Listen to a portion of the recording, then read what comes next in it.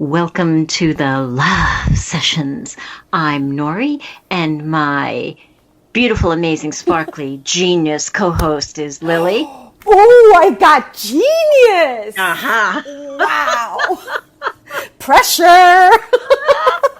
I know, and I didn't get to slide magical in there too. Darn. Wow. I'm gonna have to practice. I'm doing it spontaneously, but I know, I said I was going to practice, and I can't do it. how are you, Lil? I am fantastic, actually. Yay! How are you doing? I'm doing good. Good. I'm doing good, yeah.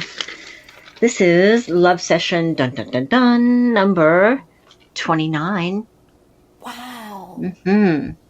Chugging right along here. Bringing love back to you. Uh-huh.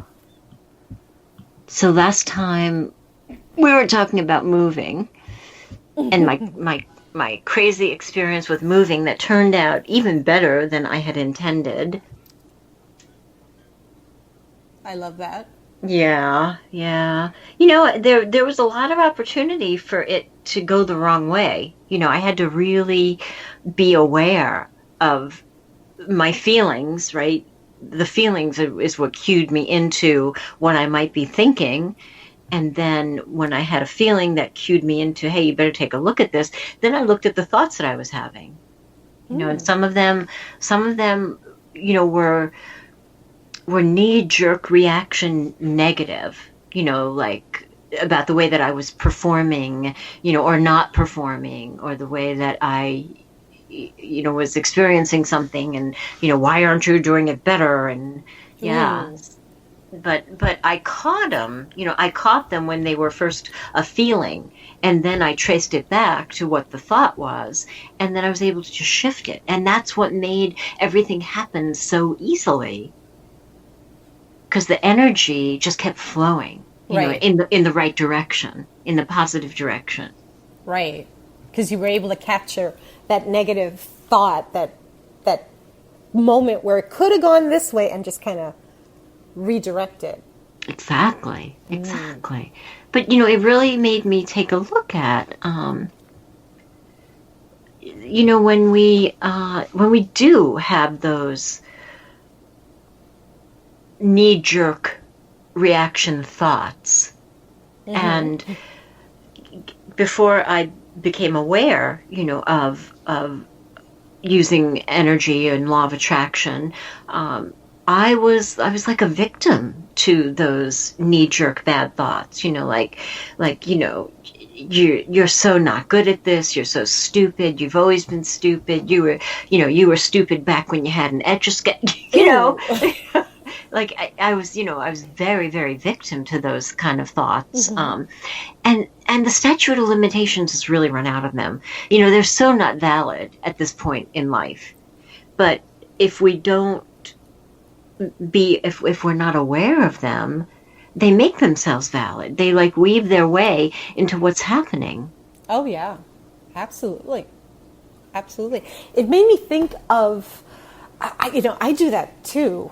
And it's happened less and less, but I really notice it. I make a point of noticing when it happens. Maybe that's why it's happening less and less. But all of a sudden, sometimes I'll have a thought, like you mentioned an Etch-a-Sketch. Of course, I'm going to have that in my head for the rest of the day. But, you know, like a memory will like open up, but it's just like a flash. It's not something that, you know, I'm sitting there thinking about. It's just like out of nowhere, boom, a memory just flashes by, and then right behind it, I could hear a voice that sounds like me, kind of saying like, "Oh, you idiot," or "Oh, that wasn't," you know, like, "Oh, ouch, that was so bad. Like, why did you do that?" It's really quick. It's really quick, and out of nowhere. Sometimes I'm like really out of nowhere, and yeah, I mean, if I and through life I've learned, like sometimes I would hold on to it, like literally reach out and hold on to it and sit there and kind of, you know, wallow in it and then explore it and think it through and pull it apart and really dig into that, calling myself names and, you know, like, "Oh yeah, you were an idiot. You know, that was just a dumb thing to do," and just keep going. Where now I've learned how to just let it go. Like just, whew, there it went. That wasn't me. it just, I don't know where that came from. I don't know where it's going, and I don't care. It's like, shoot.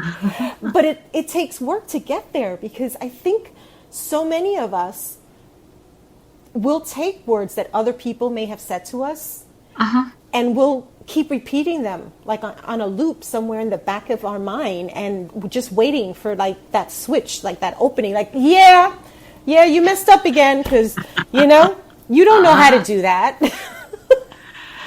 Right, like you were mentioning earlier, the little angel devil. Yes. Like, who's speaking? Yeah. Who's speaking? Who gave you a voice? Yeah. Or how about just stepping back and letting the two of them have it out without really getting involved? I like that. Yeah. It's like, yeah, you two duke it out. I'm not getting involved. That's so funny. Because if we get involved, if we get caught up in these things, it can lead us down a really dark place. It could be very painful. Right. And is it valid? Is it valid right now? No. No. Something that was mentioned before we actually got on the recording, if you're not present. You're not present. Because if you're thinking about, if you're hitting yourself with a whole bunch of self-doubt and negative thought, you're either regretting something that happened in the past, or you're worrying about something that's going to happen in the future. You're not in the present moment. Exactly. And if you are thinking about the past and you're thinking about the future, you're going to be in the part of your brain that's fight or flight. And that's how we get hooked, because the adrenaline starts pumping, and then we kind of get caught on that hamster wheel that keeps going faster and faster. But if you pull yourself out of it, like with a lot of the tools that we use, like, who does this belong to? Just taking a moment to decide whether it belongs to you or not, it takes that nanosecond of time and pulls you out of that part of your brain that's doing fight or flight. And in that moment, you can get off the hamster wheel and choose. I go into imagination. Okay, so who does this belong to? I don't know. I think it belonged to Aunt Mabel, Christmas Day, when she said this and that. And when I go back into that, and I even, begin to embellish it and make it silly and then make it fun, then the next thing you know, it has no impact on me. It doesn't hook me. It doesn't hook my emotions. It doesn't occupy the part of my brain that pulls me out of being in the moment. Does that make sense? Yeah, it does. It totally does. And you could look at it like, if you're thinking about something from the past, something that you see as having gone bad, or something that someone said to you or was said about you that was negative or something, and you're thinking about it now, you're using that to bring it into the future. It might be a way of protecting yourself from taking a chance. Like, no, you're not good enough. You can't do that. Remember when you were 5 and that thing happened, and like you said, Aunt Mabel said, whatever. And yeah, remember, she said, you're not good enough. You can't do that. You can't, so don't try it now, because you're just going to make a fool of yourself. And just even looking at that, like, wait, what am I trying to protect myself from? Because it doesn't necessarily have to be a quote unquote bad thing. What do you mean? Explain that. Wait, like, if we're doing that kind of negative talk, that negative self-talk, like I was just saying, it's just, if you're trying to protect yourself from, let's say, thinking that you're going to make a fool of yourself again, how about if you just turn that around and just go like, wow, okay, that's not a bad thing. I'm just really trying to protect myself. I don't really need that protection. But I can see what that is, that part of me that's trying to say, no, don't do that again, please. That was so painful when that happened. Let's not make a fool of ourselves again. And in this moment, just step back and go, wow, that was painful back then, but that doesn't mean that that's going to happen again. And you know what? If it happens again, I'm a different person. If I do make a mistake, if it doesn't go the way that I planned, I'm a different person. I can handle it better. Exactly. Yeah. So it doesn't have to be, like I said, a quote unquote bad thing, but we have to be mindful of all of that. We have to be aware of all of that. Because if not, like you said, we could just sit there and kind of think about it and make it bigger and bigger and bigger and just kind of stir up that pain. And then we've got a big problem to deal with.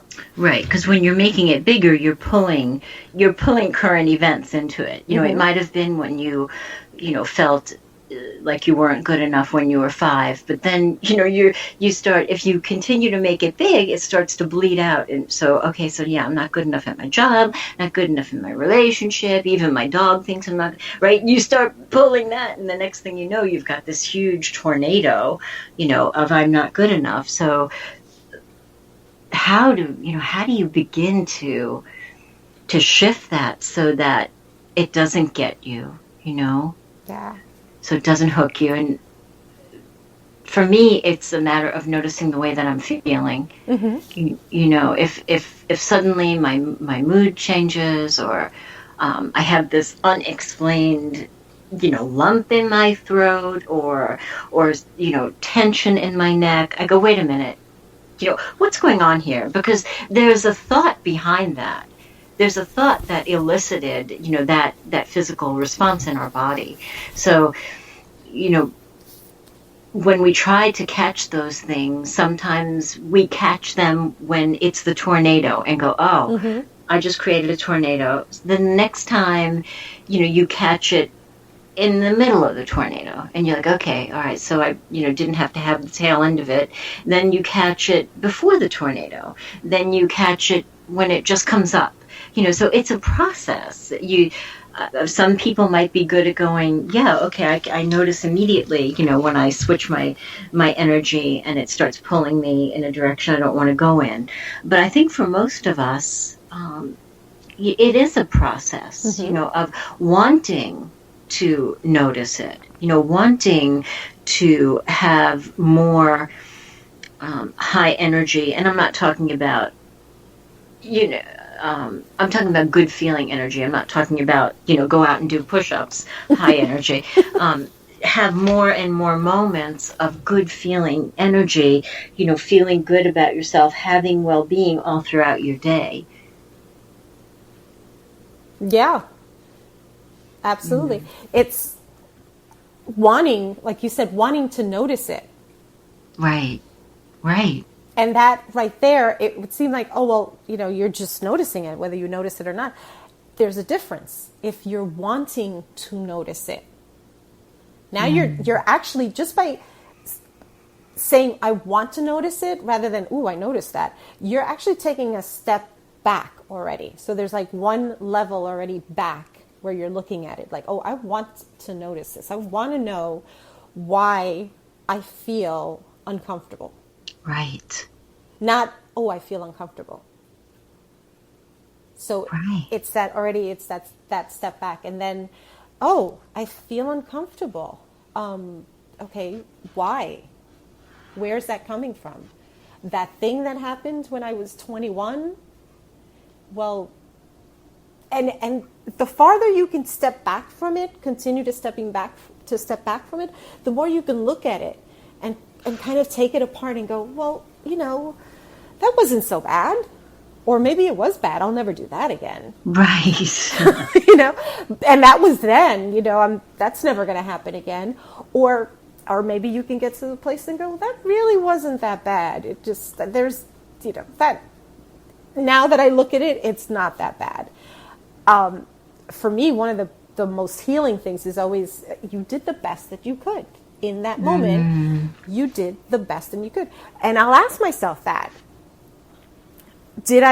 Was there something else that I could have done?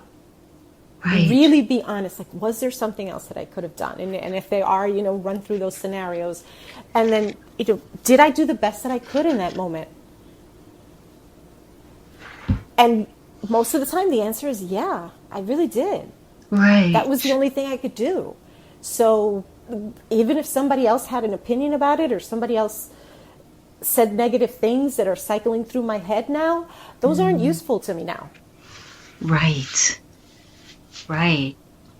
So I like just, that. I yeah, like that because it's true. Most of the times you do find that you did the best that you could. yeah, yeah. Like you said, most of the time, if we look back at the things that we carry around with us, the bad choices, the bad relationships, the mistakes at work or whatever, even the times that we hurt other people, and we look at it and go, wow, in that moment, I did the best that I could. I was really messed up. I was in a dark place, or I was scared, or I had no training for that, or whatever it was. I just did the best that I could. And it didn't turn out so great, but that was then, and I'm here now. Right. And So a certain degree of forgiveness and a whole lot of letting it go. yeah, it's sort of talking back to that voice that's doing that negative loop, like, oh, you're stupid, you can't do that, you're not good enough, and actually responding back and saying, I did the best that I could back then. That wasn't stupid. That was the only out that I could see. That was the only path that I could see. Almost having that conversation with it. And it will start to diminish. It will start to be like, oh, okay. It will. And then, in the assessment of did I do the best that I could, you may notice that, well, because things lined up in a certain way, and I didn't know they were going to line up that way. If it ever happens again that way, I could do this. And then you begin to build your resiliency, and you have more confidence. You have more confidence that the next time you come up against something like that, that you're going to be able to do it even better. Yes. Yes. And that starts to erase that self-doubt that comes along with that, oh, I'm not good enough, I can't do that, I'm not even going to try. Because, you start to feel better. You're like, oh, I maybe didn't make that dive back then, but maybe now I could do it. Or, whatever it is. At least give yourself a fresh chance. Exactly. If it's something that you want to do again. Not get, how much time do we as humans spend not doing things that we want to do because we're so scared of messing up, because we remember what it felt like to mess up when we were younger. And that emotion keeps coming up when that emotion has nothing to do with what's going on right now. Right, right. And, I think the feeling of that, I think the feeling of restricting yourself and holding yourself back is way worse than the feeling that you imagine it's going to feel like if you do mess up. Absolutely. Right? Yeah, absolutely. What's that thing that they say, at the end of your life? You're not going to regret the things that you did. You're going to regret the things that you didn't do. And all the things that you didn't do because you were protecting yourself from feeling that, whatever, that shame, that humiliation, that pain or whatever that you felt in the past from, wherever the source of that negative voice that goes on in your head is. Why carry that forth into your future? Exactly. And a tool, I didn't even know it was a tool, that really helped me to short circuit some of that was to do 3 things every day that I normally wouldn't do. And that is the good angel putting duct tape over the bad angel's mouth. Because it's like, oh, I've got to do 3 things. Yeah, I'm going to do that. And there's no time. There's no time for the, well, don't you remember when? There's no time for that. It's like, no, I'm going to do 3 things, and this is one of them. Ooh, I love that. I love that reminded me, and I can't think of the word, but I love the concept of, gosh, I can't think of the word right now. It's like starts with a K, but it's that ancient Japanese art of repairing like broken pottery. Oh, yeah. Where they fill it with gold or platinum, right? It's kind of that same thing. You're talking about duct tape, but it's kind of that same thing. Like, oh, just fill those spaces in, or just just put that back together or whatever. It just made me think about that. And it's true, because we go through life sometimes accepting the fact that we're broken. Right. We just accept that. Like, oh, whatever happened to me in my childhood or in my teens or, my marriage or whatever. Oh, we're broken. I'm damaged. And we go through life accepting that. Well, okay, it's not a bad thing to have been broken or have been damaged, but what are you going to repair yourself with? What are you going to fix yourself with? Platinum. That's right. That's me. I might throw in some diamonds too. Absolutely. Sparkly diamonds. Exactly. But yeah, you don't have to accept being broken. There was a quote that I heard somewhere that I love. Being broken is a choice. And it is. Boy, that's the truth. Yeah. So what if something went bad in the past? So what if I screwed up in the past? So what if I made bad choices in the past? This is not the past. This is not back then. That voice, it's like, okay, I know what you're doing. You're trying to protect me from doing that again, from feeling that pain again. You're not my enemy. Mm-hmm. It's how I choose to see it. It's like, I'm not going to fight with you because you're not my enemy, but you don't need to protect me. I'm okay. That's so good. And I keep seeing, the bowl or whatever that's broken, being repaired with gold or silver, because if you are able to judge your past mistake as a mistake, that means that you have healed from it to some degree. Mm-hmm. So that means that you put gold in there. You oozed, beautiful platinum into it. Yeah. Yeah. So when that thought comes up, you need to present that bowl. That's just like a work of art. Like, no, look here, see. Yep. No, you're not valid anymore because see the gold, see the platinum. Mm-hmm. Uh-huh. That's right. That's me. Right. That's right. That's right. See, I took that. I took where I cracked. I took where I broke or was broken, and look at what I did with it. Yeah. Oh, I love that. Yeah, it's that power, the doubt that we get, and that negative voice.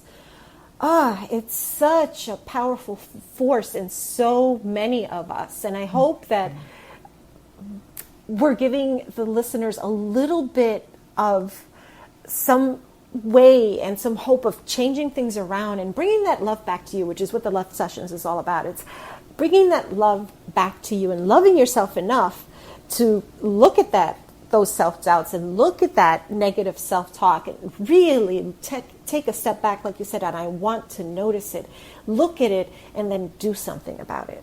Right. Don't just accept that it's going to be there and sit there with you for the rest of your life. Right, because that's what you're choosing. Then you're choosing to remain broken. Mm-hmm. And if you don't want to be broken, you choose something new. Exactly. And you take a risk in trying it. Exactly. And it's all about loving yourself enough to do it. Mm-hmm. I'm going to go choose something new. Me too. All right. I'll see you next week. All right. Bye-bye, Thanks, honey. Lil. Bye. Bye.